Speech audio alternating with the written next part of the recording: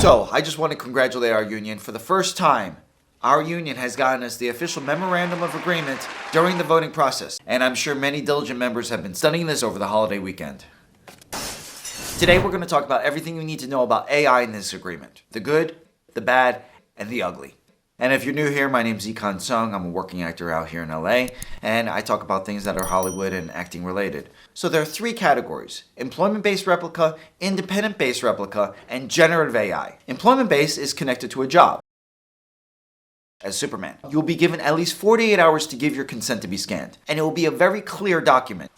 Now, the consent is only for that particular film or episode, meaning that if you get hired for a later episode, they have to ask your consent again. And they can't use your replica to cut short your days. Or so they say. Breaks this down in a great video. How many loopholes are in this contract? They might just scan you on your workday and not pay you any extra. This is still relying on the good faith effort of the producers, which might not be worth.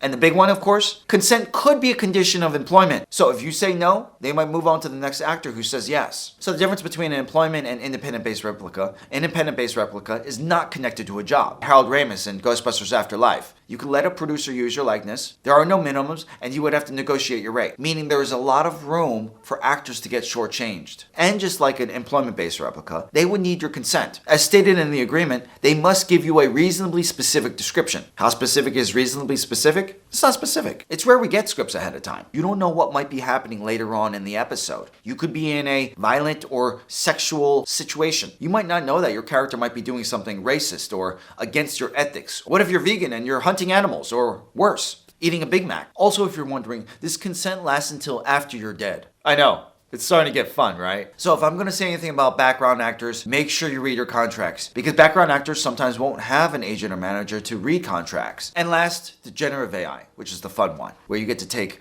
a million actors and put them in a blender and voila, movie star. If the producers wanted to do this, they could, but they would have to give the union notice. Would they need consent? Only if they used a recognizable feature of the actor, or if they used the actor's specific name. So if you can spot your elbow, you might have a case. But if they use Walter White and you're Bryan Cranston, maybe not so much. If there are any AI violations, you have to take legal action. And you can get only money reward. You can't even get your likeness removed from a project unless it was legal, like non-consensual nudity. But have no fear. In this agreement, it states, producers shall endeavor to comply to all these provisions. Let me tell you how many times I endeavored to comply. Sorry, that sounded creepy.